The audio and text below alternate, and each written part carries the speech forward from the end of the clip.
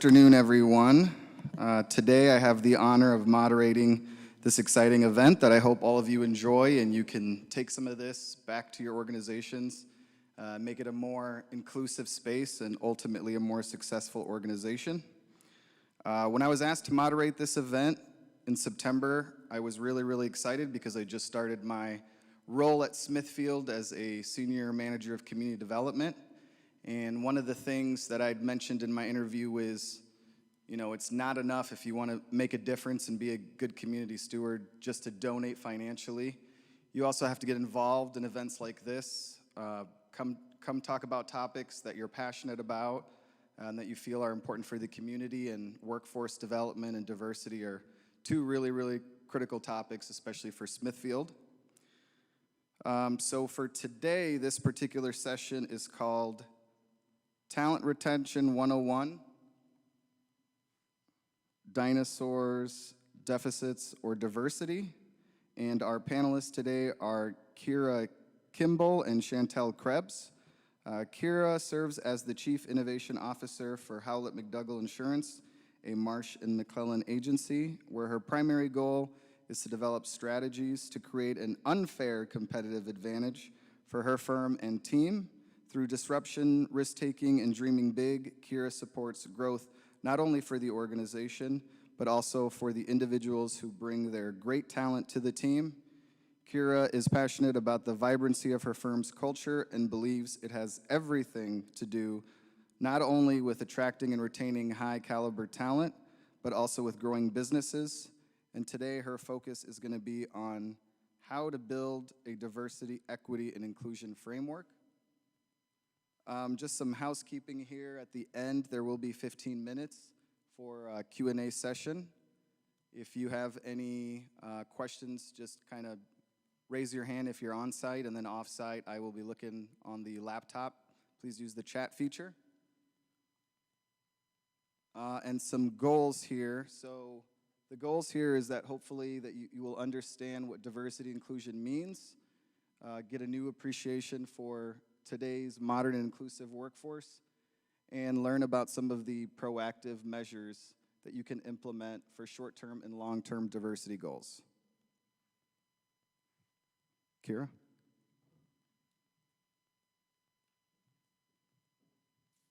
Thank you, Tolcha. Good afternoon, everyone. I am so pleased to be with you here today. Again, my name is Kira Kimball, and I lead diversity, equity, and inclusion for Marsh McLennan Agency. And I'm going to spend about the next 15 minutes sharing with you strategies on how to build a framework around diversity, equity, and inclusion in your workplace, and look forward to answering some questions after my colleague Chantel speaks as well. So let's first talk about what diversity, equity, and inclusion really is.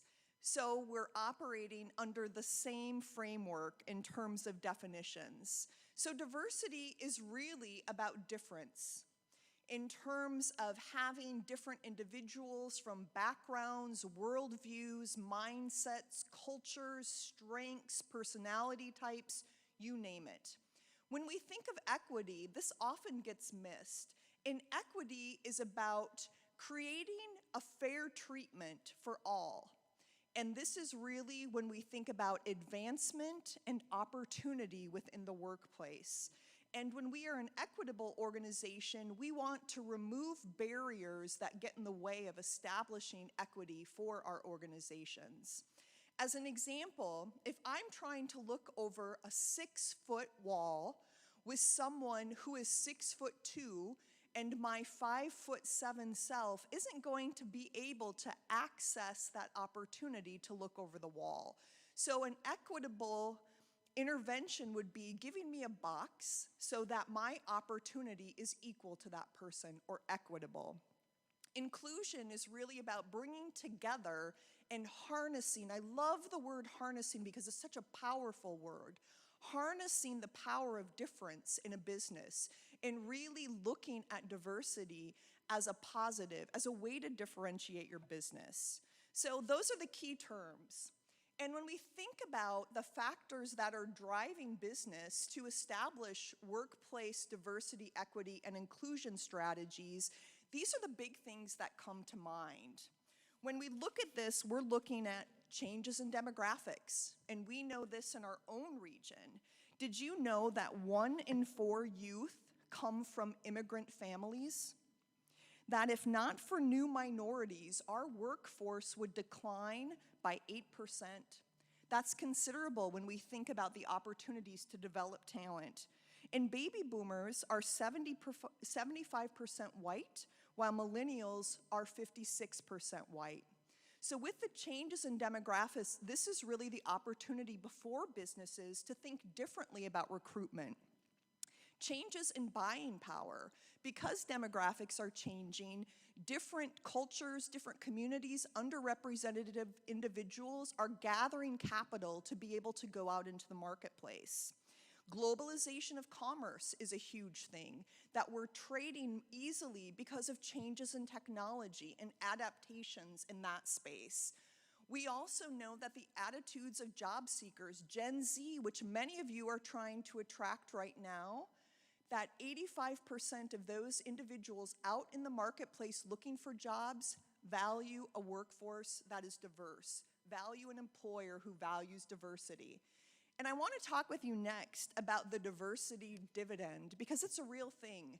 There's studies by Deloitte, by the Pew Institute, by other universities, their economic programs that really look at the diversity dividend.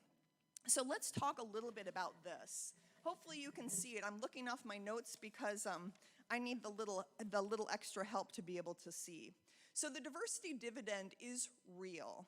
And when you think about the business case for implementing a DE&I strategy in your workplace, there is really a positive return or an opportunity for you.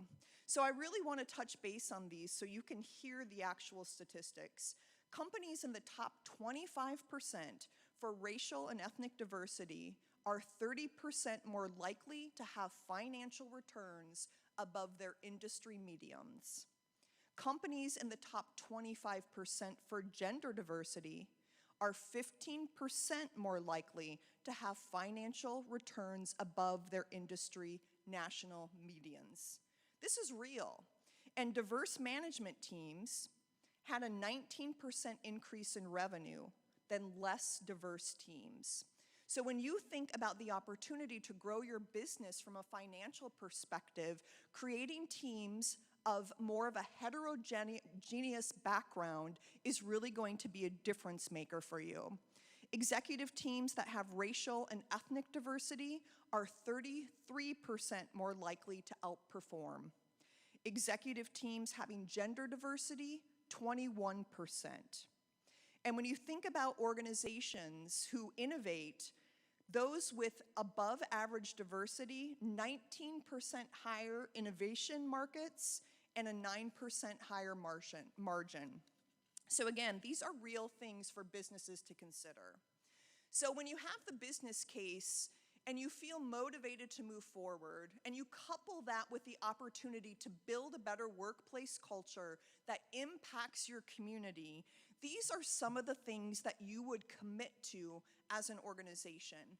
And these are high level. I could go into detail for a whole day on how to build a framework and a strategy in your organization.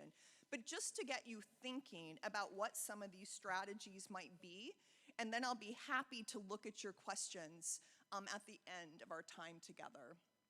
So these are best practices. Knowing your why, you've all probably had tons of seminars and information about purpose and a company's purpose and what your why is. Why are you creating a DE&I strategy for your workplace? So really understand that, because in order to do this well, it takes commitment in terms of time, resources, capital, people. Secondly, creating a DE&I team. Who's going to own the strategy development and the execution on that strategy? So creating a diverse team with individuals from different backgrounds, different parts of the business coming together to help build that framework. and then have a clear understanding about who's going to own DE&I from the executive level. So it is something that stays close to the front of the radar and is able to be integrated into all aspects of the business. Consider a DE&I mission statement that complements your organization's mission, vision, and values. A mission statement is really your beacon to guide the work ahead of you. Doing an internal audit, and these are just some examples that I have on the slides, it gives you an idea about what you might be doing well already and what your opportunity is. So as you build that strategy, you know what your to-dos are, if you will.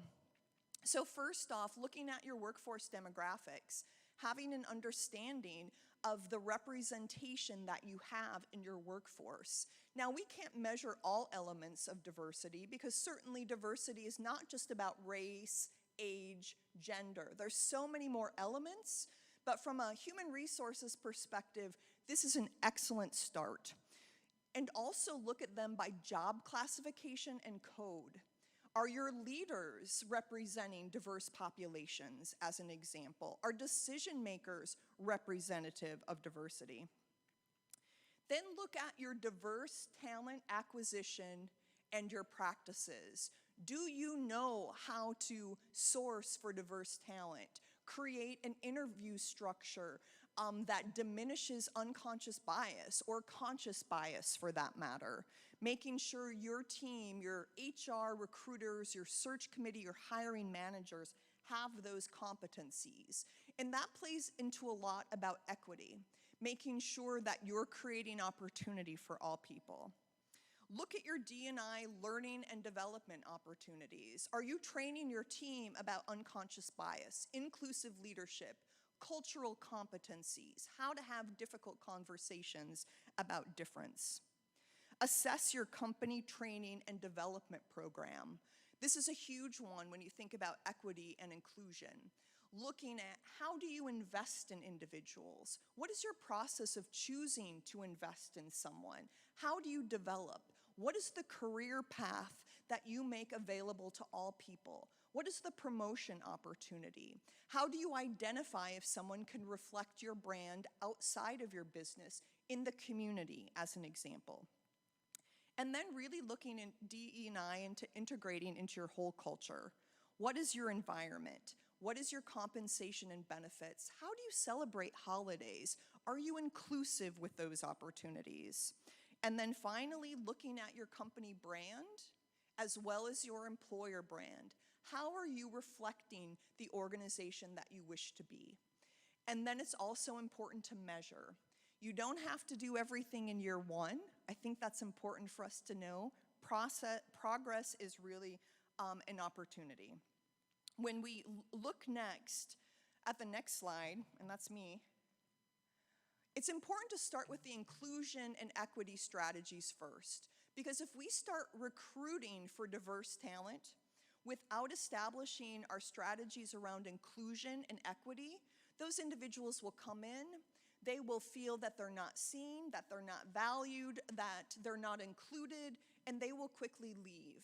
So when we develop those strategies first, we set ourselves better up for success when we start intentionally recruiting for diversity. Evaluate our job descriptions to make sure that the language that is using is inclusive and will give opportunities, whether it's language, gender, whether it's cultural, being aware of language, looking at our pay equity and our compensation and benefits and how different cultures may appreciate different benefits, and is there a way that you can weave that in? And then really reflect on that brand and your employer brand and start working towards that diversity talent recruitment. So with that super high level, I'll look forward to answering more of your questions at the end. Thank you.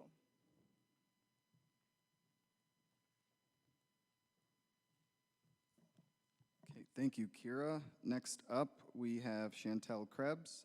Chantel joined Avera to create a first-of-its-kind pipeline system for students to consider and enter the healthcare workforce. The Vera Academy, now in its second year, has been a successful recruitment tool to identify top-notch talent and integrate them into the healthcare system.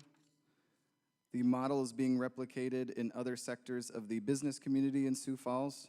Chantel currently serves as the Avera Academy Administrator, and today she will be focusing on the short and long-term diversity and equity and inclusion goals of the Vera Academy program. Good afternoon, and on behalf of Avera Health Systems, thank you for including us in this conversation. We're really excited to share with you today a little bit about how Avera specifically is reaching and targeting that younger audience with our new program, the Vera Academy. So what are we doing? But I first want to reflect on our mission. Avera's mission is important to me. That's why I love Avera. That's why I work for Avera, is because of its mission. And this is going to tie into what that Avera Academy is doing and how we're connecting the dots. So Avera, our mission, it's a health ministry rooted in the gospel. Our mission is to make a positive impact in the lives and health of our persons and the communities by providing quality services guided by Christian values. I'll repeat the part that's very important to me. We want to make a positive impact in the lives and health of persons and communities. So why was the Avera Academy established? And it really touches on our mission to make that positive impact in the lives and in our community. So what the Avera Academy does is it really provides an opportunity to those who might not otherwise get that one, for fulfilling our mission and expanding our pipeline with the potential Avera family workforce. That's what the Avera Academy was created for. Let me get into it a little bit more and flip the slide for all of you. I think you can see, are we getting our slides over? There we go. I think we're a little further along, so let's back that up. Right there, how about that? We'll start with what is and how do you get into the Avera Academy. So let me give you an overview of when we created this program, targeting that younger audience, making sure that if they're interested in healthcare, that they understand what healthcare really is. Because I think most of the students, when you ask someone in high school or even younger, what do you think healthcare really is? And most of them would answer, well, they're doctors and nurses, right? And I think all of us know that there are so many more careers in healthcare besides and beyond doctors and nurses. So this is why the Avera Academy is there to show and expose them to these opportunities. So we have an application process, as you can see on the slide. This is a process that is provided to our juniors in high school, current juniors from all the high schools. So you have Lincoln, Washington, Roosevelt, and New Tech represented. We have a selection committee within our Avera family of 8 members that review the applications, and we've had hundreds of applications submitted, and we do select only 24. Now, why is the magic number 24 for us?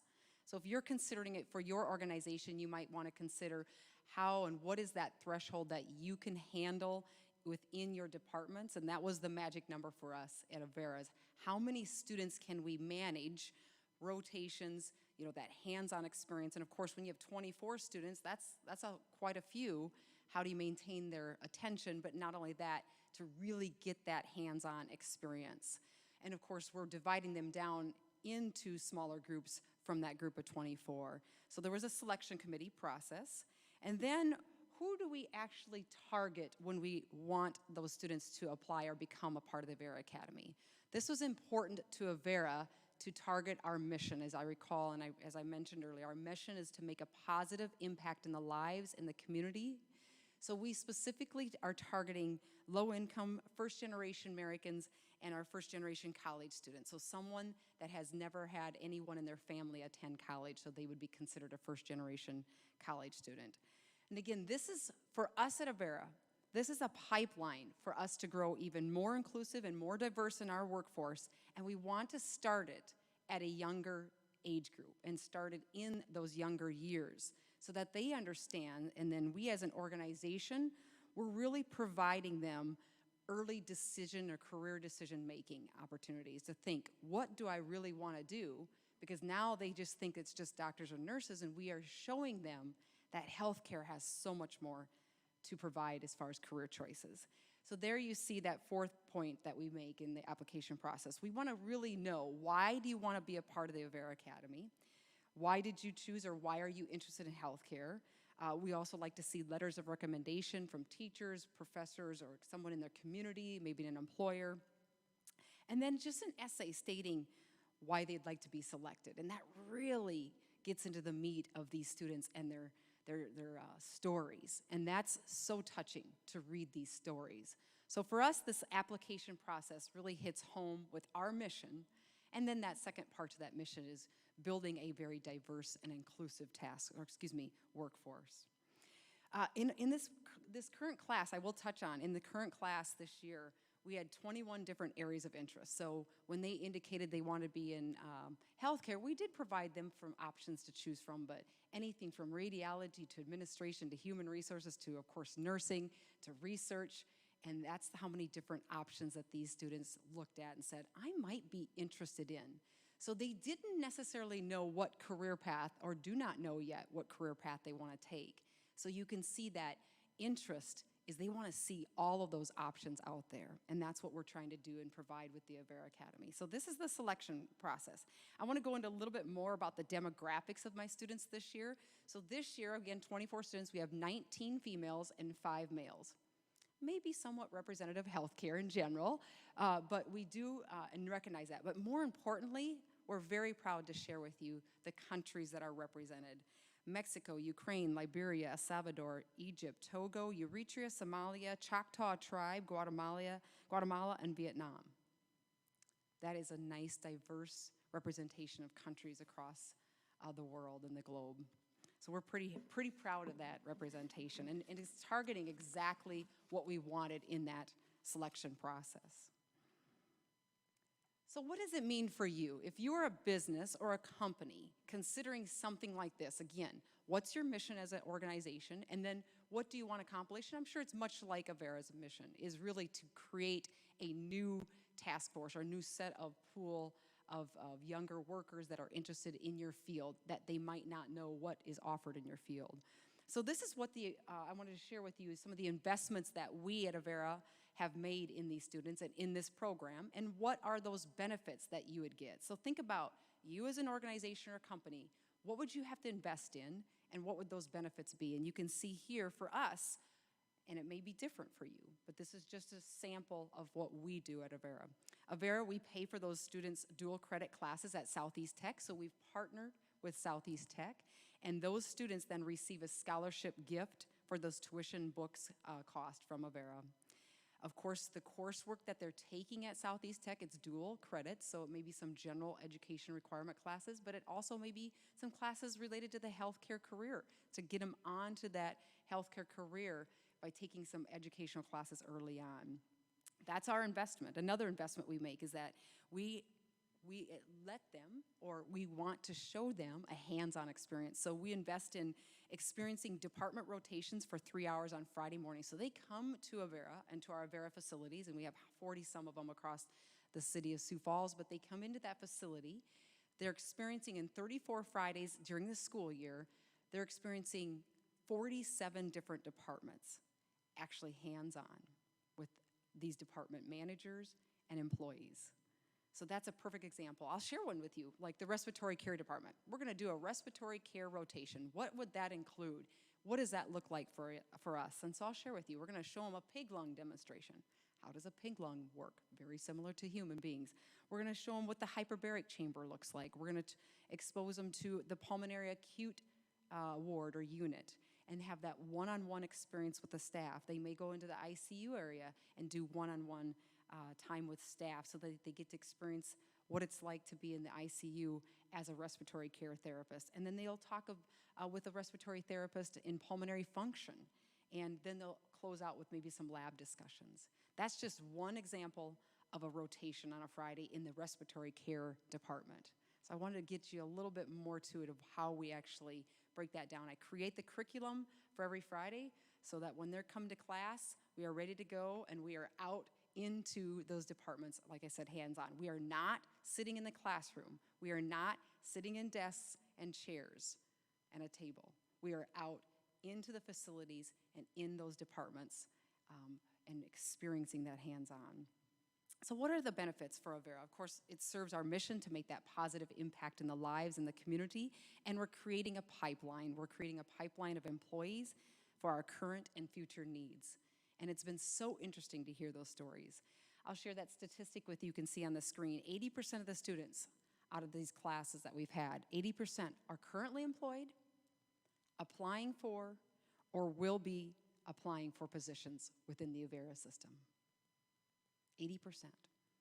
12 of them currently have jobs. 3 are applying up at SDSU in the Brookings Clinic facility, and 1's up at Avera St. Luke's applying for a position up there currently. So that just gives you an idea, and then a few more applying at the McKinnon Hospital. That just shares with you the investment we've made and the benefits that Avera is receiving with a wonderful, talented, diverse workforce. And these are in jobs that we call PRN, or as needed, part-time. So these students are also, of course, going to high school or going to Southeast Tech or in their some type of post-secondary education that they're able to work at Avera and also advance their educational goals. So what an opportunity for these students. And then, of course, last but not least, the investment and benefit is also how we invest in them with the Build Dakota scholarships in a high needs area such as surgery technicians or LPNs. And currently, 4 of my students have the Build Dakota scholarship. So we show those students what we do as an organization ahead of time before they become employed with us. They get to see what it's like to work at Avera, that culture that we have there, and the actual jobs that are available. That's the investment, but that is also the benefit that the Vera Academy is providing for these students in the academy. I'll share with some of you the inspirational feedback, and this is kind of fun to see. It just warms my heart to read some of these. You know, working at Avera is a dream of mine. I fell in love with the staff. When I toured the pediatric department, I felt at home. Most of the staff were wonderful. I was glad I got to see the many different areas that I'd never been able to if it weren't for the academy. Staff went out of their way to make the working experience memorable and that working environment memorable, and they wanted us to understand their job. It felt like family. What I hear from the students every week is this. This generation wants opportunity. This generation wants to contribute. This generation wants to make a difference. This generation wants to feel they're a part of something, that they have that opportunity, that they're contributing and they're making a difference. That's what this generation is telling me. And what the students noticed at Avera was that we are a culture of accepting, belonging, and inviting. That was the feedback that we got from our students. And I think that tells a lot that we're on the right path and we can continue to expand and grow as we all can learn from the expansion of diversity and equity. I'll share with you the next slide a little bit about our survey results. And I thought these were some interesting numbers. And this is from the last year's class. So 2019 class graduated in 2020, of course, May. We had we had to adjust and we went virtual the last 8 weeks when March and COVID really hit the community. But we still had a class that completed the first year, and I'm already, of course, into our 2020 class that will be graduating in May of 2021. But these surveys results really tell us, I think, a lot about the program. 62% of the students responded that they're even more interested in working in that department after they visited it. So what does that mean for you as a company and for us is that so many times we invest in recruiting and the training of a new employee, and then they get into a job and they don't like it. These students, you have given them the opportunity to see it, that job, before they're in it. So those recruiting and training costs would hopefully be diminished. So that 62% of them said, I now know what I'm going to be doing, and now I'm even more interested. It solidified my choice in the career path. 24% indicated that they'd changed their mind to a different career. So some of them said, you know what, I thought I wanted to be an RN in labor and delivery, but guess what? Just not me, and I'll use a better example. A few of the students at the beginning of the school year said, I really want to be an emergency room nurse. I absolutely, they watch Grey's Anatomy, so they think emergency room, this would be fun. Well, they did the emergency room department rotation, and no one wanted to be an emergency room nurse after that. But that's what we wanted to have them experience, is this the right fit for you? Is that department the right feeling, is that the right energy that you want to have for type of job, and the expectations. And they said, probably not emergency department, but I'd rather be in this area now, ICU or pediatrics or some other department. So that's a good example. Now, the interesting outcome this past year was once the coronavirus pandemic started up through the end of the school year, out of the 22 students that finished the school year, 16 did choose to move into healthcare fields, but 6 decided to move on to other opportunities outside of healthcare. And most of those 6 were because they just said, I don't know if I can get into healthcare after experiencing this pandemic. What that tells us is that this job of this Avera Academy is telling us that this is a good test. Why would we want to invest in them, or why would that student want to invest in their education and then not want to go into that career path? So this is a good example of making sure that it's a right fit for you and for that individual as well as for your company. Last but not least, 85% of the students agreed or strongly agreed that are better prepared to enter that healthcare field. Now, what does that tell me? Is that if they're a nurse, they have gotten to experience all the other departments that affect a nurse, meaning the coding department, the billing department, the caseworker and the social worker that's also on the unit. That not necessarily do they not just learn all about nursing, but they're learning about every other type of career that impacts their job as a nurse. That makes them better employees. That's what that does for us, is it's a better employee because they understand all the aspects of the other jobs and how it impacts their current job. So the survey results were very helpful in how we tailored and moved forward in the Vera Academy for 2020, moving into this year, like I said, with our 2021 class. But that's just an overview. Now, for you, I provided an outline that may work for your company, that again fits your mission and your company's mission, but it also is an opportunity for you to show these younger students, this younger age group, what you have to offer in your current business. And the Vera Academy has been very successful, not only diverse and it's inclusive, but the outcome in the employment, but also making them feel a part of the Avera Academy, Avera workforce, has been very rewarding for me and for them. So I'll close for now, and Tolcha, we'll open it up for questions. How about that?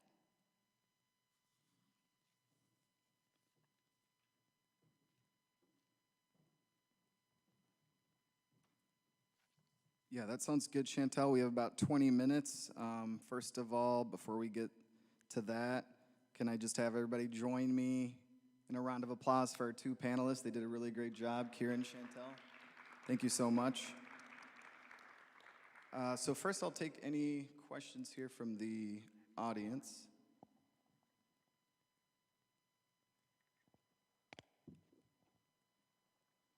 Anybody at all?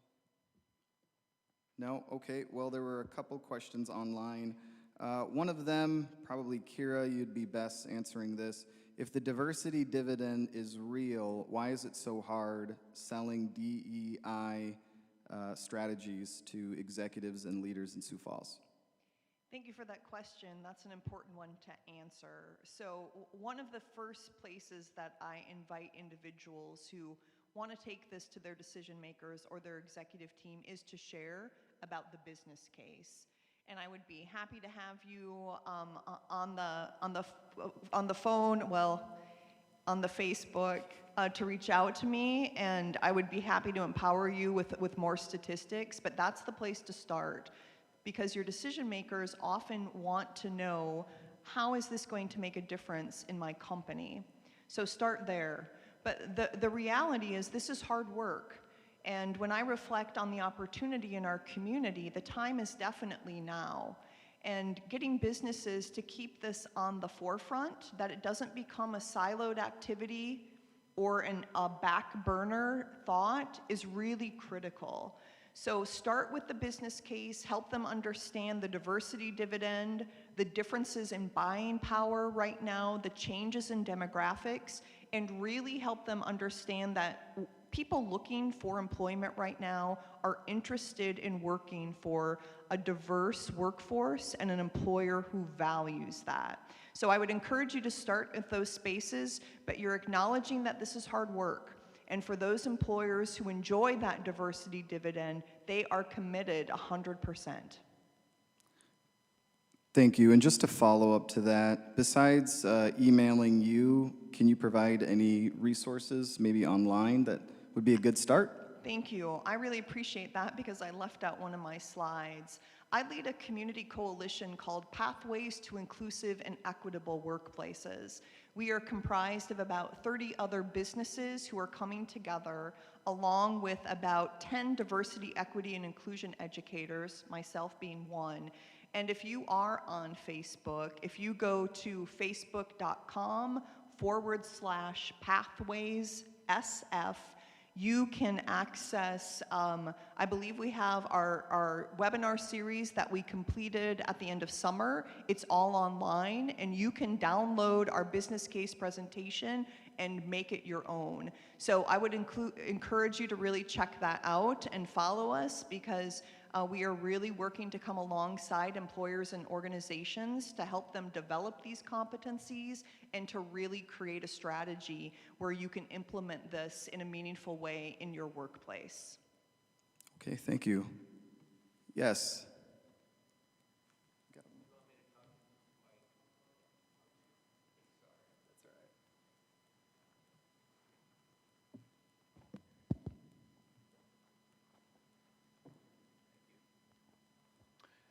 My first question goes to Kira, and how important is it to incorporate those individuals that you have hired into a diverse pool to go out there and be your comrades, and to go out and sell that program to others in the community, rather than just having executives and fellow coworkers? How important is it to employ the people that are in those pools? Great question, Lon. The question for those of you who are online is really how important is it to use your diverse talent to sell your business outside of your walls? And when we think about inclusion, that has everything to do with it. So an employer who values DE&I is really going to invite their diverse population. And again, diversity might be gender, it might be military status, it might be country of origin, race, ethnicity, mental health, you name it, ability. So inviting them into the conversation is a way for you to show that you are demonstrating an inclusive behavior, and to value the voices of diversity, to help breathe life into your strategy, into your organizational brand, into your culture. So it's important that leaders allow and create pathways for all individuals to represent the brand in the marketplace, to sell the product, to sell the service, to innovate the idea, to work with your customers. That is really fully, Lon, living into being an organization that values DE&I. The other point that I want to bring up that it made me think of is when you start changing your marketing, how you show up on social media, how you go to career fairs, what your website looks like, it's really critical to portray the talent you want to attract. So if you are looking to diversify your workforce, portray your sincere interest in that. Talk about what you are doing from a DE&I perspective. But continuing, it would not be appropriate to go to a career fair, for example, with just a diverse team, if you will, if that really isn't reflective of your organization. So be really mindful of how you're showing up, that you might be a work in progress, maybe you're already there, but definitely create space and opportunity for individuals in your organization who might come from underrepresented communities to be out in the marketplace representing. Does that help, Lon? Yes, thank you. And my second question for Chantel, so what about the individual, and I know you indicated the types of students that you focus on. What about the student that goes a different route in his or her career outside of high school, and the non-traditionals now that want to get back into healthcare? How do you work with those people? Sure, thank you, Lon, for that question. So just to help clarify, and Lon was asking, how do we target those that choose not to stay in healthcare? So those 6 students last year that maybe exited the field.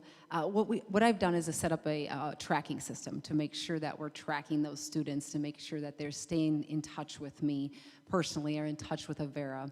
So I think that's important, is that it does take some personnel time and dedication for this, but what it's showing me is that we don't want to lose connection with them, because they may have chosen right now to go into information technology or political science. For example, one of my students chose poli-sci versus healthcare, which is an odd, diversion, but that doesn't mean that we still can't stay connected, because some way, shape, or form, we may have something for that individual, or a job in a different, in a field that maybe is not direct patient care, that they still can work at Avera. So staying connected to those students is very important to me long term, and we hope to see how they progress. The other part to that is, what if they don't stay in that post-secondary education classroom or environment, which can be of a concern with this type of population, or this particular population, is can we be there, and are we going to be there for them to pick them up or help them transition into maybe a career?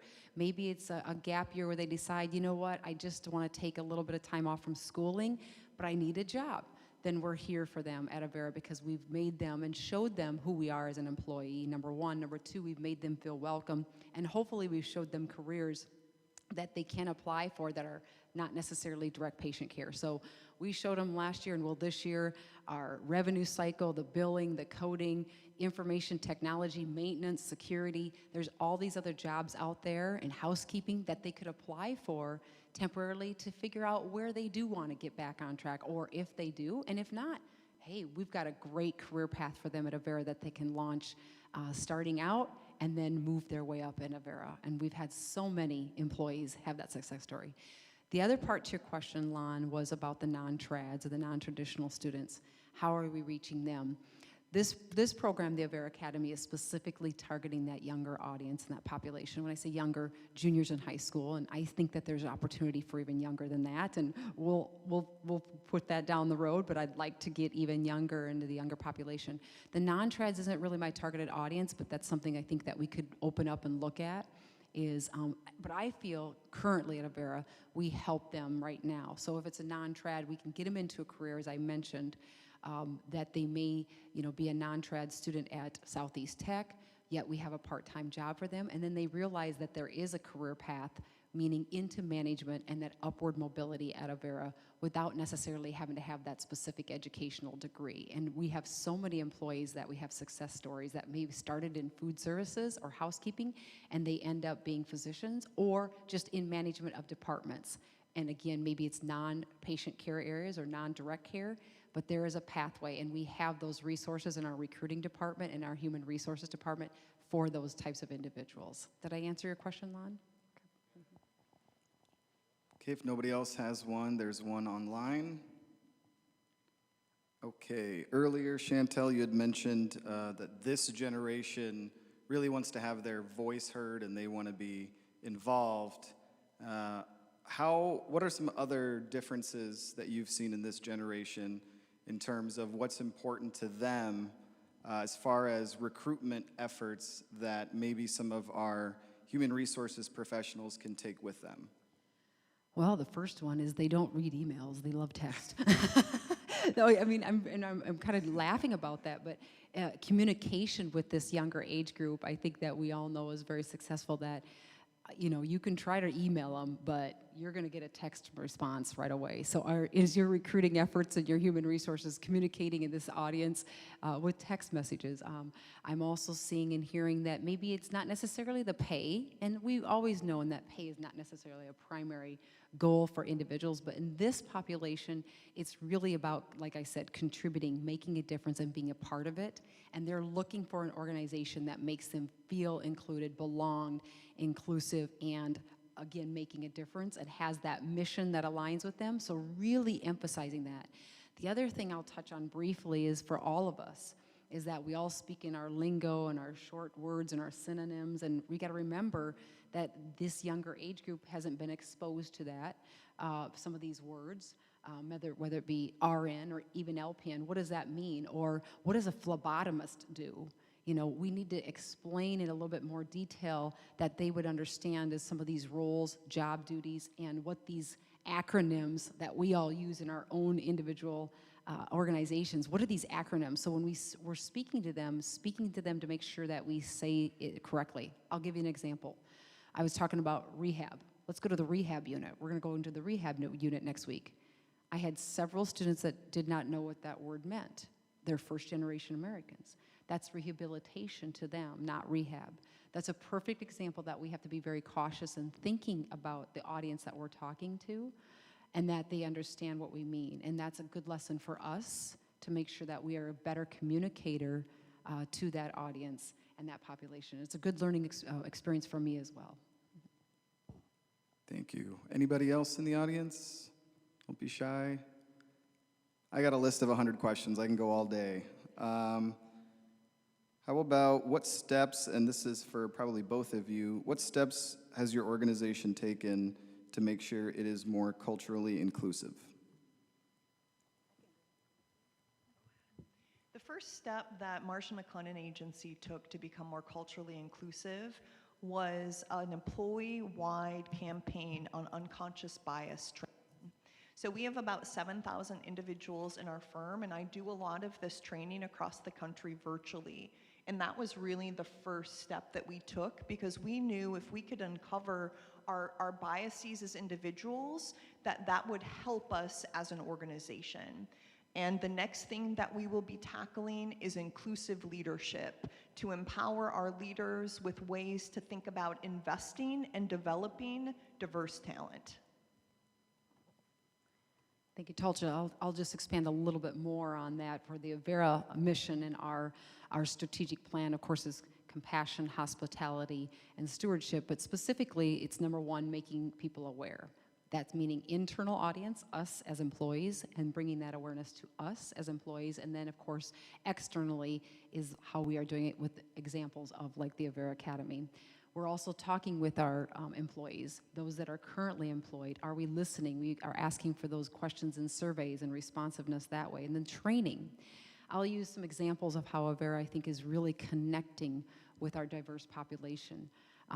With our housekeeping staff, I love this story. Our housekeeping department has a very diverse and well represented from across the globe. They have countries that they celebrate every month a certain country. So they talk about the country, where that individual is from, what types of foods they like, the music, so that we are all learning then about that country and where they came from. And I just enjoy it because then, again, we get to experience their culture and what they have brought to us. So it's a two-way street. Another area that we offer too is a REACH literacy program. So for those that are here as first-generation Americans, that maybe language continues to be a barrier, and those parents, we're here to offer them REACH literacy classes after they're done with their shift. We have retired teachers that are helping educate them and spend time with them one-on-one in a classroom setting to help with their their English skills. So that we have a REACH literacy program. We have, of course, our Native American outreach and initiatives that we're working on. What else? We have interpreters, of course, at all by the bedside and coming, and then, of course, with our employees, too. So there's a couple things that we offer for our current employees, but even for all of us as employees, that we just need to make sure we are aware. And then from there, we're learning from our current employees on how to be better listeners from that survey and feedback. Excellent. Well, I think we have time for one more question. Okay. One of the topics that a lot of people disagree about when they're first looking at addressing diversity, equity, and inclusion into their organization is whether to have a separate office or a figurehead or a person in charge or not. Can either of you tell me what your thoughts are on that topic? I'd be happy to. Best practice would indicate having an individual who owns DEI in the workplace. And that is really a very hard job, and you've probably seen a lot of conversation around that the last 8 months of what we've seen in our society. And the reason why having a designated individual is it really adds to accountability and to ownership. And the best practice is that person does not report to the chief HR officer or the HR person, because really when we think about diversity, equity, and inclusion, this is throughout the whole organization, not just from an HR lens. So the best practice would be having that person report up to the CEO. It is definitely a hard position to have, and that's why a team, establishing that framework to have a team that represents the different parts of the organization is critical. But that would be my best practice recommendation. Thank you, Kira. Chantel? Yeah, for Avera, we do have a specific individual, but that individual's in leadership and executive leadership, and I think that's the most important message I have today, is that for us in the executive leadership is it's an ongoing effort. It is a priority. We're very mindful of that, but that individual then, of course, is communicating across the system-wide in employees, whether it be with middle management, with HR, because we do already employ a very diverse workforce, but again, growing and always welcoming, we need to become more inclusive, and this is an area where we feel the Vera Academy is a perfect example. But that individual, I think, is communicating with all of us as individuals and as middle managers and as executive leadership. All right, thank you. Well, finally, I wanted to leave some time for any parting words of wisdom. First of all, it's been such a joy to be a part of a new program that Avera is investing in, and investing in our community. We're investing in individuals that may not ever have that opportunity to take a route into healthcare. And so we're thrilled, and I think the parting words for me or for you is it's a learning process for me too. And I think if your organization is considering something like this, you know, I'm here to answer any questions. At the same time, really tailor it to your needs in your organization, because it can be successful. There is an investment. It's an investment of time, but it's so well worth it, because we all win in this, not only that individual, not only you as a business, but as a community. And that's what's most important, is that it's worth the investment. You've seen what we've invested at Avera, but you also have seen the benefits and the personal rewards that we all get from having that diverse workforce. So well said, Chantel.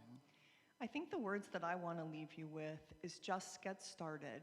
Sometimes businesses get so overwhelmed about the best practices and the path to success and doing it the right way. And I really appreciate that. But I would just invite you to breathe out and find a place to start. We don't have to do it all at once. It's very hard to do it all in 1 year, as an example. So what might you start doing? Could it be educating colleagues about different cultures? For example, September 15th to October 15th was just National Hispanic Heritage Observance Month. Is there an opportunity to push out education? When we're eating together again or gathering together again, could we host some of our colleagues representing that culture and talk about the different food or customs or beliefs that they might have, whatever that might be? So that is an easier on-ramp, if you will, to start the process. And definitely think about having conversations with your leaders. Reach out to your supervisor. Find a way to have a conversation with your division manager, or if you have access to your CEO, and really just start those conversations. But don't be paralyzed by all the steps that are before you. Start somewhere. Great words of advice. I think this will conclude this panel session. Talent Retention 101, Dinosaurs, Deficits, or Diversity. Thank you once again to our two panelists, Kira and Chantel. Really, really appreciate it. I learned a lot. Thank you for the audience, both live and online, for taking time. And thanks to the Sioux Falls Development Foundation for putting on such a great event, such an important event for our city. Thank you so much.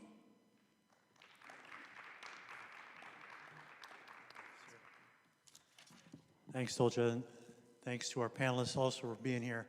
And thanks to all of you for attending. As I mentioned at the early start of this is an unusual time for us. but we're going to make the best of it. So thank you very much for being here today. We are done with our program. Please fill out any of the evaluation forms online. I want to thank you also to our virtual audience for being with us today. We're going to get through this, guys. This is going to be a good year. We're moving into some great times. Let's all work together to see what we can do on this whole workforce and talent development piece. So thanks again for being here. Have a great rest of your week.